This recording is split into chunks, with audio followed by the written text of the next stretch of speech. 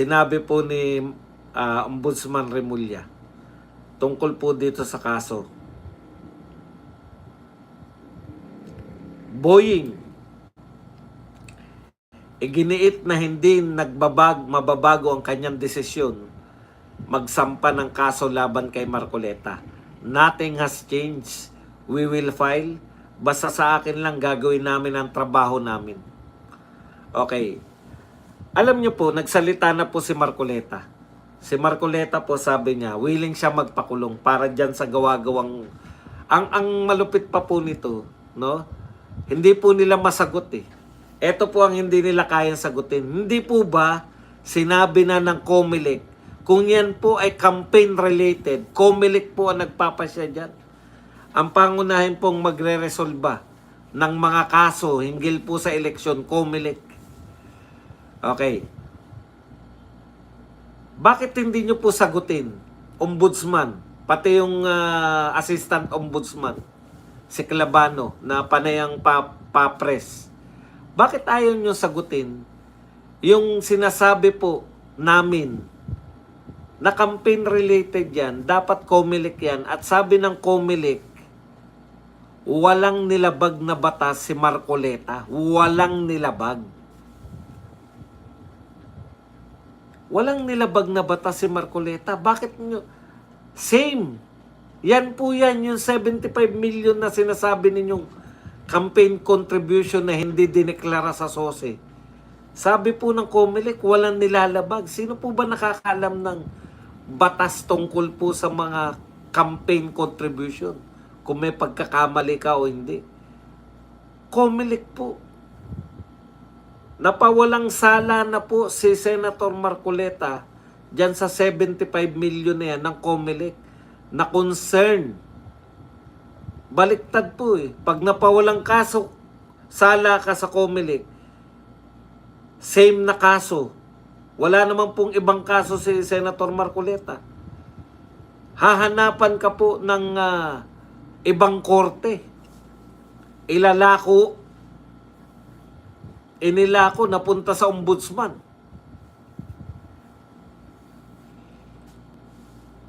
Kaso na naman. At ang malupit pa dito, mga non-bailable yan. Kaya, tama si Marcoleta na naman na hitting two birds in one stone.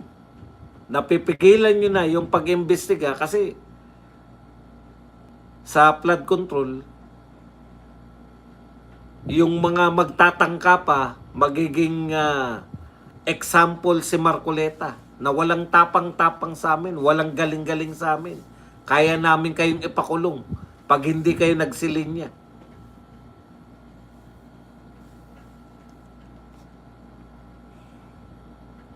Okay, may mga dagdag pang sinabi yan eh.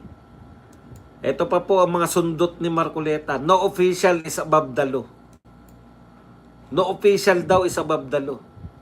Ito po nangyari sa kaso ni Joel Villanueva na hinog na. Malapit na mahinog. Ngayon, preliminary na naman. Ano po nangyayari na sa mga kaso ni Martin Romualdez? Hindi po ba plunder ang isinampan nyo kay Martin Romualdez? Siya po ang tinuturo ng halos lahat. Kayo po, in-announce ninyo. In-announce po ng ombudsman ng utak po ng flood control. Utak Utak ng flood control scam ay si Martin Romualdez at si Saldico. Ano po nangyari sa utak? Yung pong walang kinalaman sa flood control, yun po ang unang makukulong, si Marcoleta. Si Marcoleta po kasi ang masugid na gustong mag-iimbestigahan yung flood control na yan. Pero yung utak po, lusot. Bakit po hindi makasuhan ng non-bailable si Martin Romualdez kung siya po yung utak ng flood control? Hindi naman po sa amin hindi naman sa amin galing yan. Paalala lang natin dito sa ombudsman. Baka nakalimutan na nila.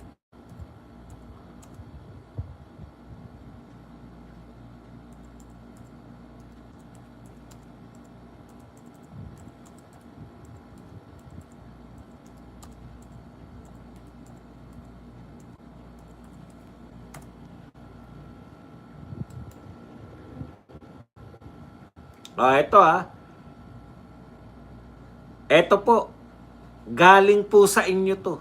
Inakusahan ng Office of the Ombudsman si dating House Speaker Martin Romualdez bilang mastermind o utak sa likod ng malawakang flood control corruption scandal. Bakit po una pang makukulong si Marcoleta kaysa kay Martin Romualdez na utak ng pinakamalaking korupsyon? Samantalang si Marcoleta na yung ikinakaso ninyo ay pinawalang sala na ng COMELEC, makukulong pa rin. Si Martin Romualdez, nag-a-apply pa rin na makapangibang bansa. Meron po bang na-freeze na asset si Senator Marcoleta? Wala. Walang pina-freeze na asset. Si Martin Romualdez meron eh. Bakit po? Yung mga tao na walang nape-freeze na asset katulad ni BP Sara at ni Senator Marcoleta, sila pa mauuna na laging inuusig. Bakit? Pero yung mga nape-freeze yung asset dahil talagang alam mong involved, kayo mismo nagtukoy na siyang utak si Romualdez sa buwatan ni Saldico at saka ni Romualdez. Bakit po hindi sila nakukulong kung may kaso na sila? Ang kinaso nyo po ba ay non-bailable sa mga utak? Ibig nyo sabihin, hindi ko po sinasabing walang mga kasalanan, nakakulong nga eh. Pero hindi pa naman po sila na they are innocent until proven guilty, di ba? Si Ramon Revilla at saka to si Jinggoy. Pero bakit po yung sinasabi niyong utak, hindi po makulong-kulong? Yun po yung nakakapanggigil eh. Yung mga tao po katulad ni Senator Marcoleta na naglalantad po ng mga katiwalian, sila pa po. Kaya po meron. Tapos magtataka kayo. Bakit kaya sila nagrarally, sabi ni BBM? Nagtataka si BBM, bakit daw nagrarally yung Iglesia ni Cristo? Tutuluyan daw nila si Marcoleta.